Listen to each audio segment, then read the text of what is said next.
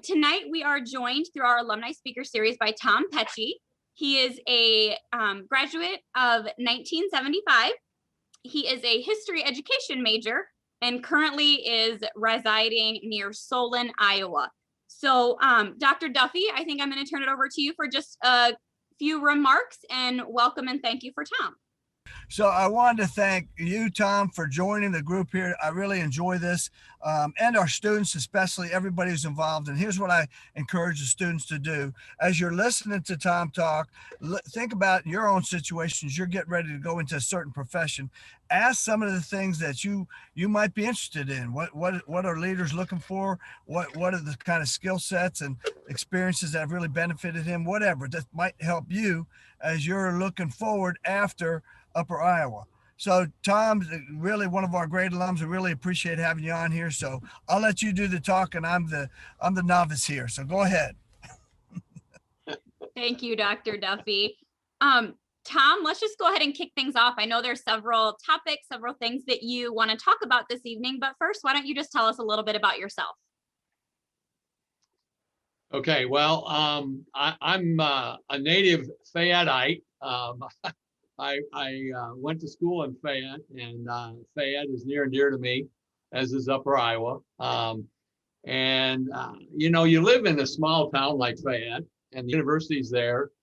And I mean, I knew a little bit about it, obviously living in Fayette, but I didn't know that much about it until I got there. And I found out that it was kind of a gold mine that I didn't know much about. And I really enjoyed my 4 years at Upper Iowa. It gave me a lot of impetus to move forward in my career. And one of the things that I would highly encourage the students is that, as Ann said, I was a history major, history political science major, a coaching minor. And I never took one business class at Upper Iowa, unfortunately. And I got out of Upper Iowa in the mid 70s, and it was a tough environment. Teachers and coaches, there weren't a lot of positions, but you know, Upper Iowa always seemed to get their teacher coaches jobs. The large majority of the people I graduated with all got jobs. And I went into teaching and coaching and made a great move from Fayette, Iowa, all the way over to Maynard, Iowa, and started teaching and coaching at West Central of Maynard. Did that for 2 years, and it was a great experience. And I realized that it was not really the career that I wanted. And I talked with an individual who was very dynamic, and he got me into the insurance business. And I've been in the insurance business ever since. It'll be 44 years in July. But again, the thing I would encourage is that it doesn't make a difference what your degree is in. It's what you do with that degree. Upper Iowa taught me to think. Upper Iowa taught me to reason, to analyze. And that's what helped me in the business world today and all the years I've been in it. And really, I tell people today, I was a trained educator. I'm still a trained educator. I teach every day. So people told me, you know, you're throwing away your education, you're leaving teaching. No, I'm still using it, just in a different way. So that, you know, I really can't emphasize that enough. It makes no difference what your background education is, unless you're going into medicine or law or something like that, dentistry. Most of them, your students are not going to do that. You're going to change your career 3 or 4 times at least. So don't be afraid to venture out. That's one of the first things I'd say. So absolutely, thank you very much. Yeah, I know the main topic of your talk is geared towards leadership and mentoring. Would you kind of told us a little bit about how you got into insurance. What propelled you to kind of expand and get further into those leadership roles within your industry and your organization? I'm going to back up just one step, because one of the things that we talked about, Ann, was, are leaders born or are leaders developed? And I believe it's both. I think that you have some people who have the propensity to be a leader, more so than others. But I've seen people that really I didn't think had much leadership ability, but they worked hard at it. They studied, they listened, and developed themselves into pretty good leaders. So with that background, I'd say myself, I was always involved in leadership. I got involved in high school, class officer, student council president, captain of the football and basketball team. Leadership was something that just always excited me and challenged me. And when I got into the insurance business, within 3 years, my mentor, who was one of the most successful people ever in our company, took early retirement because of health reasons. And at the age of 28, I took over the agency. And there were a lot of agents that had almost as many years in the profession as I was old. And I was worried about the fact that here's this, kind of punk young guy, 28 years old, coming in and talking to people that are 50, 60 years old. What does he know? Well, there's a saying is that confidence breeds confidence. And I've always been strong, self-confident. And when you get into a leadership position, this is maybe a little bit crude, but you fake it until you make it. I went in and took a strong position. And if you're confident, people will react to you. And that's what happened, is that I showed a lot of self-confidence, and people reacted to me. So again, that's how I got involved. And then of course, the next thing that I did is I'm a very strong proponent of volunteering, getting into, how do you get yourself into positions of leadership? Well, you seek it out. I mean, for most people, it's not just going to fall in your lap. So you seek it out. You get into clubs, you get into associations, nonprofits, you get community involvement. And let me tell you, today, there are more opportunities to do those things, working for nonprofits and working for community organizations. There's more of those opportunities today than there's ever been. And so there's all kinds of opportunities out there. Teddy Roosevelt, and this is a very strong thought and statement that he made. Teddy Roosevelt said, any person who does not give back either to their profession or the communities that they live in, and this is important, they shortchange themselves. And the reason why he said that, I believe, is that you cannot give without getting actually more back. I get involved, and here's the thing that I'm going to caution you on. I believe there's two types of people that get involved in nonprofits and in community organizations. The first one is the person that really wants to give back, wants to help the community, wants to help their profession. And that's great. And hopefully most all the students are going to do that. But I caution you, there are the other very small percentage are what I call resume patters. They get into these organizations because they want to build their resume. And I've worked with several of those people on nonprofits. I don't want to be anywhere around them. They really, quite honestly, are not givers, they're takers. And it shows up real quick. And so you get the opportunity, you volunteer, you give back to the community, but you do it earnestly. You do it because you really want to give. And guess what? People always say to me, why do you do so many things for people, Tom? I said, because I get back. I feel guilty. I get back more than what I give. So you cannot give without getting back. So when Teddy Roosevelt said that, that's the reason why he said it. Now, there's one other important thing that I would highly, highly encourage your students to do. If you haven't done this, this is a trait that will help you no matter what career you're in. What's the biggest thing in the world that scares people more than anything else? is public speaking. They fear public speaking more than they do snakes in the dark and everything else.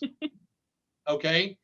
And I got to tell you, I was a junior at Upper Iowa. I was going into education, and one of my requirements was I had to take a speech class. Well, I never took speech in high school.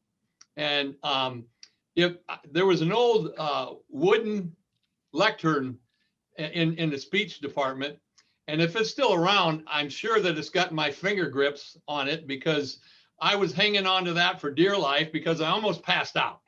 I was so afraid that I almost passed out. And, I took that class, and this is the thing, again, that I think about Upper Iowa. I still remember that class, going in there and giving my first speech. And by the time I got through with that class, they tell you, okay, now you got to prepare a 3-minute speech. The next one's 5 minutes. Well, my 3-minute speech was 5 minutes. My 5-minute speech was 8 minutes. And, people always kind of tease me about, talking too long. So I went from being petrified speaking in front of people to feeling very, very comfortable doing it. And it was because, again, Upper Iowa gave me that opportunity. And today I have given thousands of speeches. I've talked to thousands of people at one time, and in all over the United States and Canada. And it's something that I really learned that I enjoyed. So if you get the opportunity, definitely become a public speaker. You don't have to do it all the time. But I can tell you right now, any leader is a good speaker. Leaders must be good speakers, because that's part of leadership. You're going to get in front of people. Sometimes it's 2 people, sometimes it's 200 people. So you have to do that. So that kind of is a key point I want to emphasize to people. So. Absolutely. You've talked already about some of the ways that students and fellow alums can get into some leadership roles to be able to excel and kind of get those leadership skills. What are some other, are there any other ways that you had talked about, seeking it out and doing clubs and organizations? Are there other ways that students can excel in their leadership skills to kind of build those up a little bit? Yes, it's very interesting, because I was reading this article. I like to, you never stop learning. I always say the day I stop learning is the day they're going to throw dirt in my face. Okay, so I like to continuously read, and with the internet, you pick up all these articles. But I was reading an article the other day, and it said 5 great traits for leaders. And this is one that is so interesting, because most people don't think about this. It is a leader must be a follower first. Good followers make good leaders. And another way of saying that is, you've got 2 ears and 1 mouth. Shut up and listen. Okay? That's how you learn. And that's how you become a leader. You listen, and then you develop. But the other thing, just because I don't want to leave people hanging, being a good listener, removal of your ego. My mentor told me, Tom, when you go into leadership, you got to put your ego in your back pocket. And you have to learn to be successful through others. And you can never, ever give too much credit to the people that you're working with. I mean, they say, what are 3 things that all people want? I call it PAR, P-A-R, praise, acceptance, and recognition. I saw veteran salespeople. Some of them had been in business 30, 35 years. And we had an Agent of the Year award or an Agent of the Month award. And boy, if you were late getting that to them, they really gave you the raspberries. They wanted that recognition. And you think, okay, this guy's hardcore. He's been around for 35 years, but he still wanted that recognition. He needed that recognition. So again, that's the way you develop in this profession. or in the leadership area, you find ways, you listen, and you listen to what people are saying, and they'll always see you as the one who's listening. And there's an old adage: show up early and be the last one to leave. And you know, my high school football coach, who was my surprise history government teacher. Why did I go into that? Because of my high school football coach. He said, he made a great comment. He said that if you are good, you don't have to tell people, they will know it. And that's what happens, is when you get into these various different clubs and organizations and associations. One of the best, I have to really emphasize that, because I've been very involved in professional insurance associations. You have tremendous opportunity when you're in, every profession has associations, and you want to get into that association for your profession. And when you do that, you'll get tremendous opportunity, experience, but you will get an opportunity to be a leader, because every organization is constantly looking for leaders. So put yourself in that position, belong to these associations, and get involved. That is great. I know that you you've done a lot of mentoring. Is that something that you would encourage our students to be able to do in order to build up their leadership skills? That's a great question, Anne, and it's one that is so near and dear to my heart. No one makes it in this world. I don't care how great you are, how intelligent you are, how gifted you are. You're not going to make it in this world by yourself. Everybody needs somebody. And there's no I in team. And by the way, today, again, a way for you to stand out is to be collaborative and be team oriented. Because again, the leaders in your organizations, the leaders in the companies that you're going to work for in the future, no matter what it is, you know what they're looking for? They're looking for people who collaborate. They look for people who work together, who can work together and can listen. And so you need, again, as a mentor, you're giving back. I mean, that's the reason why Upper Iowa was so important to me. They gave me a tremendous amount. And so I feel it's really important that we should give back. There were students and professors at Upper Iowa that helped me get through.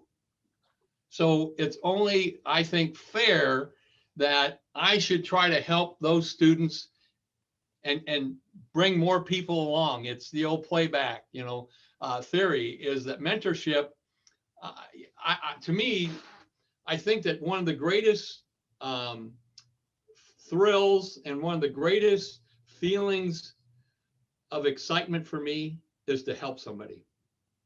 It's more important for me to see someone that is maybe newer in their profession, maybe younger, and try to help them. I've been, just in the last 2 weeks, it's just interesting. If you're in this business long enough, you have these experiences, but I have had 2 young salespeople that got my name somehow, and one's in the state of Washington and the other one's in California. And I have been talking to them every day for the last 2 weeks, and they're just like sponges. And I just love it. I mean, I can talk to them for an hour and it seems like it's 15 minutes. Okay. They need help. Okay. So why would I not want to help them? Because somebody helped me when I was young and I was a sponge and I needed someone to prop me up and help me along. So mentorship is so very critical. And by the way, one of the things for your students is when you listen, you will find out the people who are mentors, and you go and you become their mentee. And that's the critical thing, is not only should you be a mentor, but you're going to be a mentee. And you need to be smart enough. And the only way you're going to find this out is listen. And the people that really want to help. And one of the biggest talents or characteristics of successful leaders is being very empathetic. And so again, you find people that are empathetic. They want to help you. They understand and they feel the struggle that you're going through. They'll help you. So be a mentor, but also you need to start as a mentee. And you need to pick a very good mentor, because that's going to be critical for you. There's no way. I've had 5 mentors that are really, I've been so very fortunate. I would never have made it in the business world and in life if I didn't have these 5 mentors. And the greatest was my mother. Very good points. I think we all need those mentors in our lives to kind of help us excel in our careers and go down the paths that we have chosen. What do you feel are some of the biggest expectations of leaders that you found?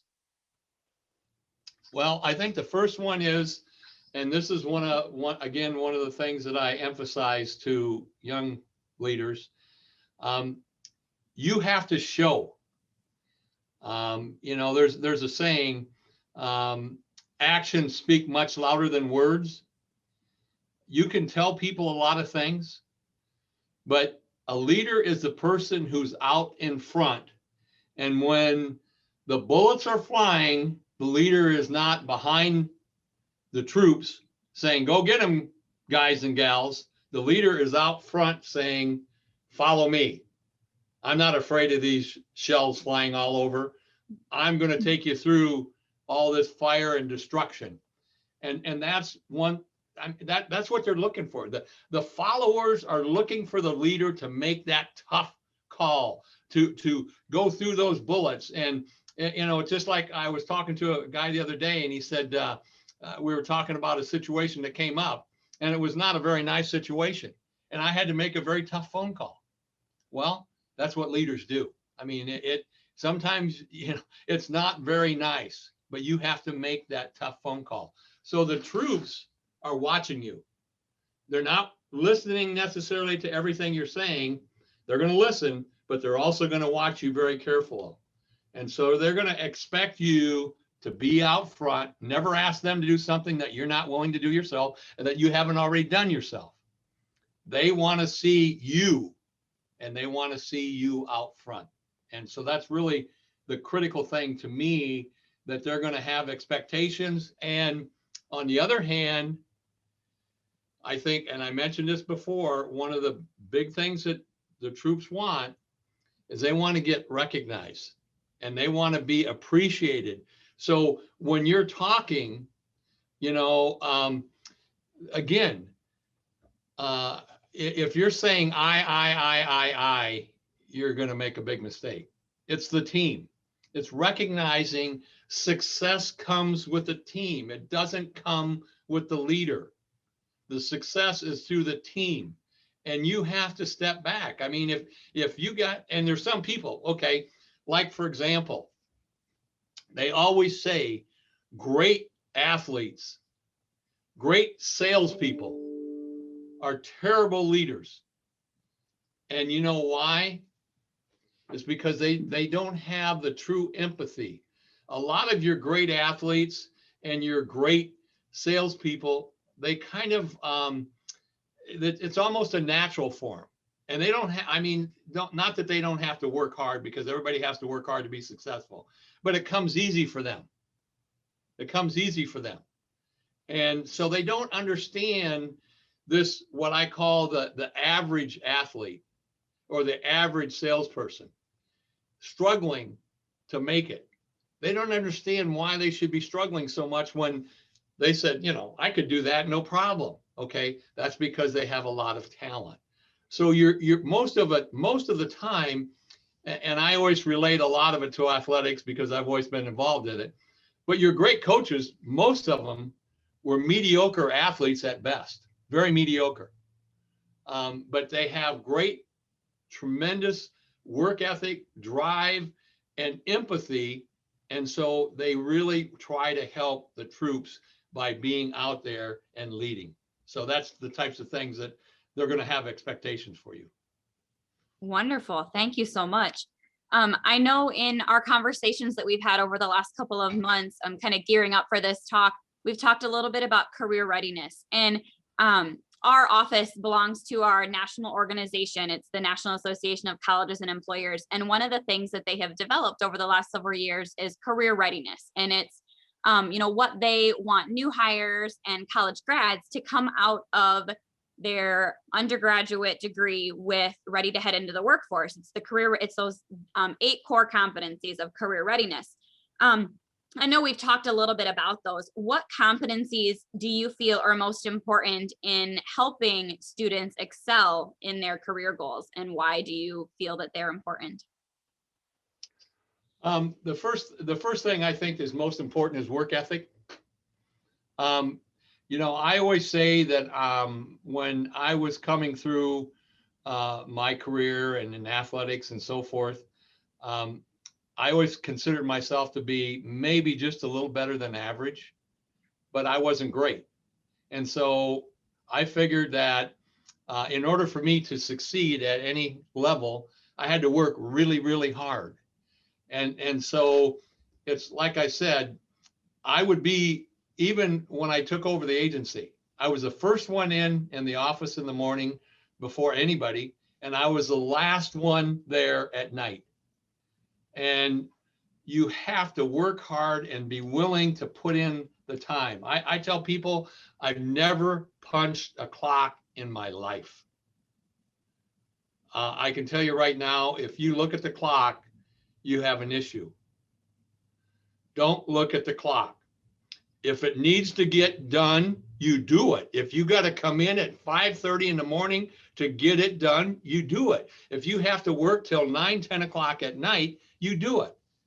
A good way to emphasize this, about 3 years ago, I did pretty good, and my assistant, who's the boss, gave me my monthly paycheck. So I took it to the bank, and this was like in February, and I made the deposit, and the young lady that was at the bank said, "Mr. Petsche, we can't deposit this check," because she had written the previous year on it. So it was like 2017, and she wrote February 2016. And I said, "Well, here, give it to me. I own the business. I'll just change it." So I did. And the young lady says, "Boy, it must be really nice to be your own boss and take vacation when you want to take vacation and work when you want to work and da da da." I said, "Well, yeah, it's great. It's really fantastic. As long as you're willing to work 80, 90 hours a week, it's great. You can be a business owner." And she said, "What? You're the owner and you work 80 to 90 hours a week?" I said, "Well, if you want to be successful, 40 hours a week is halftime for me.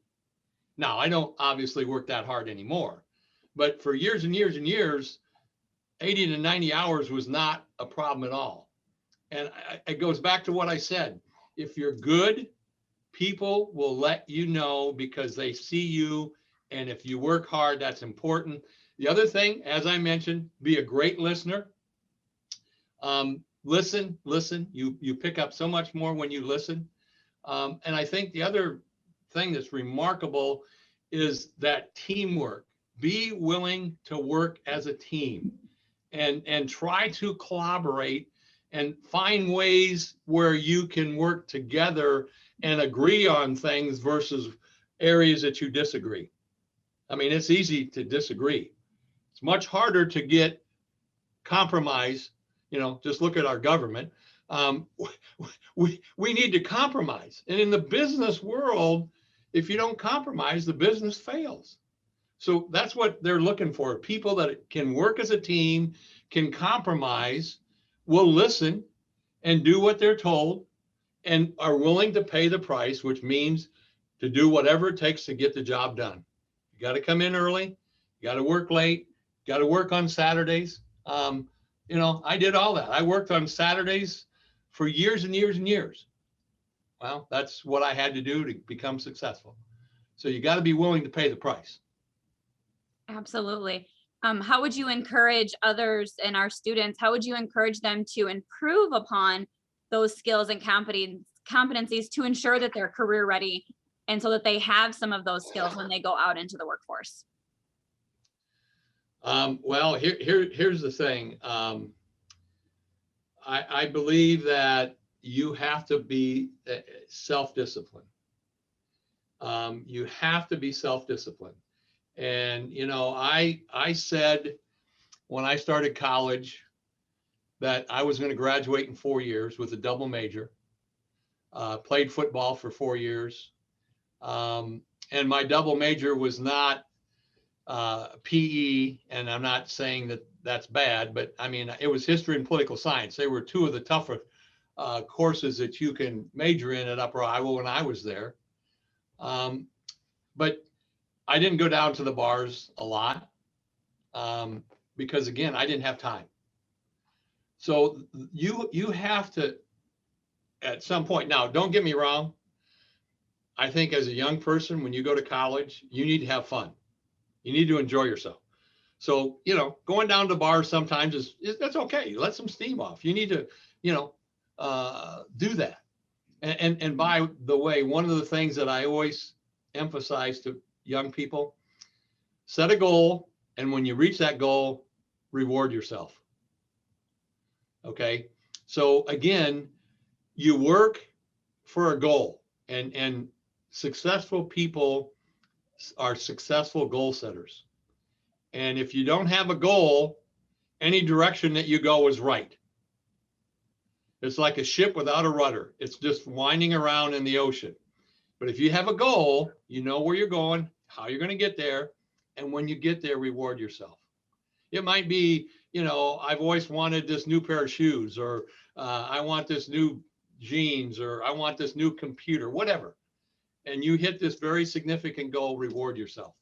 All right. So, but self-discipline, get yourself where you get in the habit. You form habits, and it's just like, here's another interesting statement. What's the difference between successful people and unsuccessful people? Okay.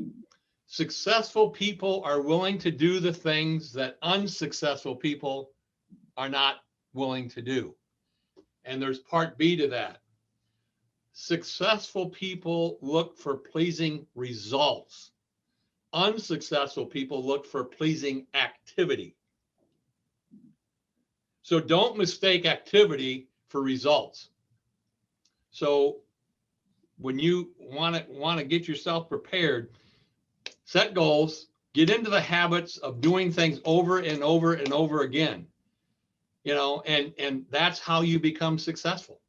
Is it just becomes part of you. It's second nature. You don't even think about it. You know, I get up and work out every morning, and people say, do you like doing that? No, you know, it's not fun, but I like the results. Okay. So that's what you have to look at. What are my results? And if you're doing that when you're in college, and especially you know, when you get to that senior year and now you're coming up on graduation, you got to be forming habits, because that's what's going to determine your success. Absolutely. Those are really great pieces of advice for how people can continue to excel. One of the final things that I want to talk about tonight, and you talked about it a little bit earlier in the evening, is giving back. And I know that that's important to a lot of us. I myself am an Upper Iowa alum through the MBA program a couple of years ago. And I know that we all try to find ways that we can give back in philanthropic ways to our university. Well, it just so happens that tomorrow, beginning at 9 a.m. and going to 3:57 p.m. on Friday, is Upper Iowa's time to give back. So it's our Celebrate UIU Days. So that starts tomorrow morning. So encourage all of you to check that out and participate in however you are able. So Tom, are you just able to talk a little bit about what it has meant, what Upper Iowa and giving back to Upper Iowa has meant to you, and how you hope that can encourage and help future generations of Upper Iowa students? Upper Iowa gave me, I think, a very well-rounded education. As I alluded to before, it taught me to think. It taught me to reason. It gave me an opportunity to meet a lot of different people. And it really put me on a path. And I would not be anywhere I am today without Upper Iowa University. And I'm a big believer, obviously, you get into the business world, you run a business, whatever, you're going to get all kinds of people wanting you to give, and today, again, there's so many nonprofits, very tremendous organizations. I look at Upper Iowa and say, I owe them a debt of gratitude. And I want to give back to them for what they did for me. And I think I would be very selfish if I did not do that. And, I could give, and here's my thought, and, some people may disagree with me, but this is just the way I feel. If I give Upper Iowa $1,000, okay, Upper Iowa really doesn't have professional fundraisers that are taking 30 cents on the dollar of the money that they're raising. All that $1,000 is going into the coffers of Upper Iowa University. It's $1,000 net. It's not $1,000 gross. Now, in addition to that, I can deduct that. So again, I give $1,000, but it really only cost me maybe $650 because I'm writing off part of it for tax deduction. So it benefits me, it benefits the university, and I really feel so good about giving back to the university because of what it did for me, what it's done for many of my friends and fellow classmates and alumni. I mean, and you run into Upper Iowa alumni all over the place. It's hard to go someplace and not run into somebody that's a graduate of Upper Iowa. So it's helped me tremendously. So I want to give back. I think, I would be very selfish if I did not give back to Upper Iowa because they've done so much for me. And I don't know, to be honest with you, if I can ever give back to them what they've done for me, but I'm going to keep giving. So I'll try to do as much as I can.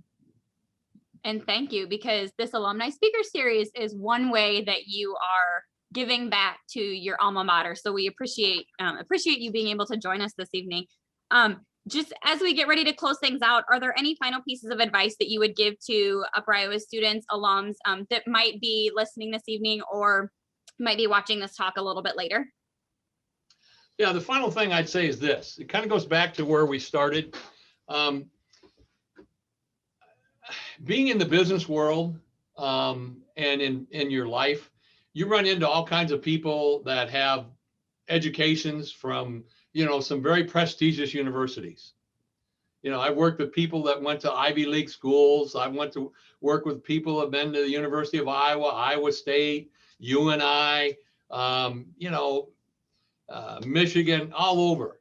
And, at first you think, oh boy, they went to a very prestigious school. But you know what? At the end of the day, you're in a job. And whether I've got a degree from Upper Iowa and they got a degree from Harvard, none of that makes a difference. It's what the person does with that degree that counts. And what I'm saying is, I don't care. I don't back down. Nobody's going to intimidate me because they've got a degree from Harvard or Yale or wherever. Because guess what? They put their pants on the same way I do, one leg at a time. And I guarantee you that I'm going to outwork them, and I'm going to show them that Upper Iowa education is just as good as their education from Harvard. So don't ever,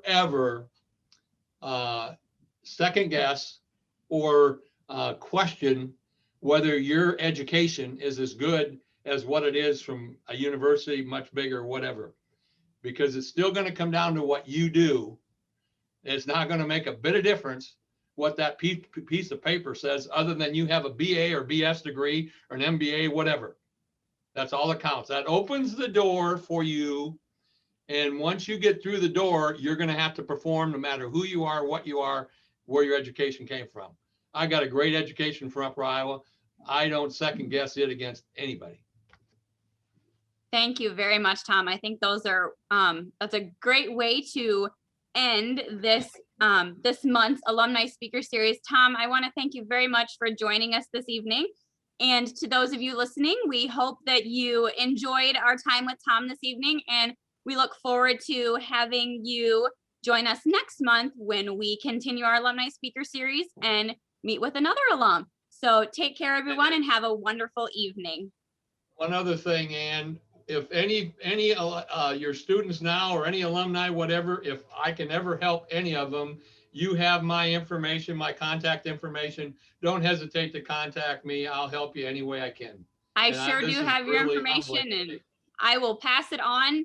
Now that I have your blessing, I will pass it on to those that reach out to me. That's Wonderful. fine. Thank Yeah, you all that's so fine. much for joining us. And that ends this month's session of the Alumni Speaker Series. Have a great night.